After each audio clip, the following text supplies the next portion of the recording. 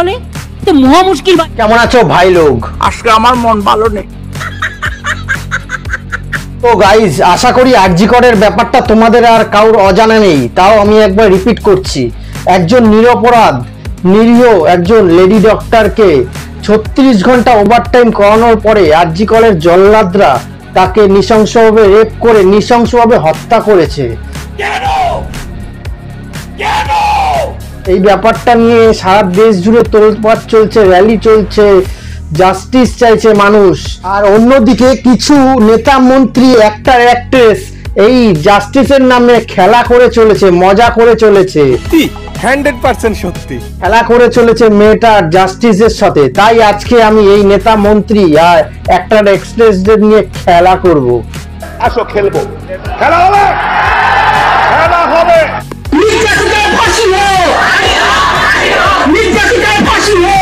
এটাকে আবার ফাঁসিও দেবেন? এত কষ্ট দিয়ে এত অত্যাচার করে তো মারলো আরজি করের জল্লাদরা, আবার ফাঁসিও দেবেন? মেয়েটা তো এই লোকে নেই, মর্ত লোকে তো মেয়েটা নেই, মেয়েটা আছে অন্য লোকে। মেয়েটাকে যদি আনতে চান আপনাকেও তো ওই লোকে যেতে হবে।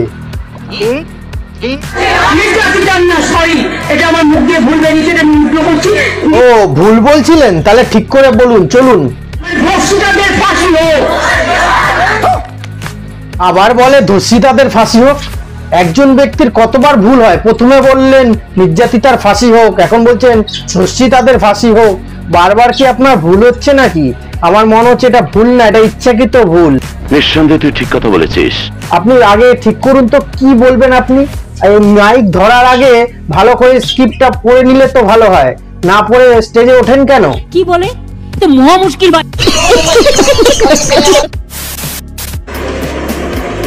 মাথা উঁচু করে বাঁচবো, মাথা উঁচু করে চলবো। দিদি বেশি মাথা উঁচু করে চলতে যেও না, নালে কোন সময় সামনে গর্ত এসে যাবে দেখতে পাবে না, হোঁচটকে গর্তে পড়বে, মুখের মধ্যে পুরো গোবর লেগে যাবে।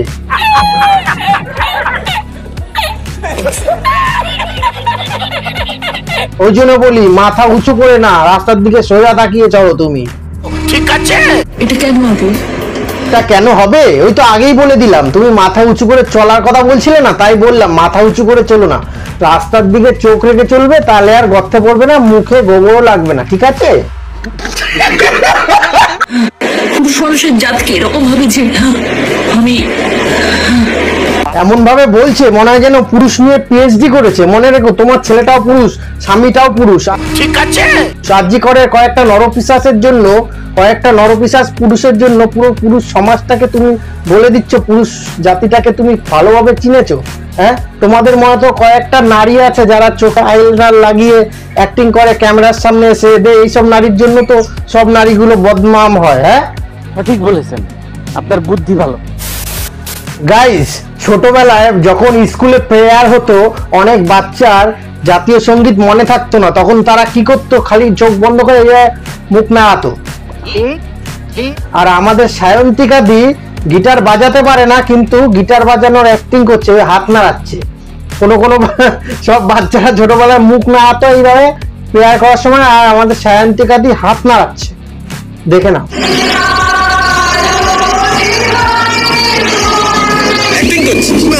খুব ভালো অ্যাক্টিং করছিস।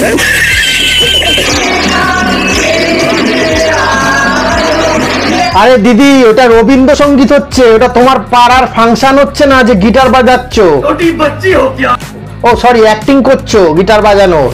এতই যদি অ্যাক্টিং করার স্বভাব থাকে তাহলে কোনো ফাংশনে চলে যাও, ওখানে গিয়ে হাত নাড়াও, এইভাবে বাজাতে তো পারো না, হাত নাড়াও। এক হাতে কখনো তালি বাজে না।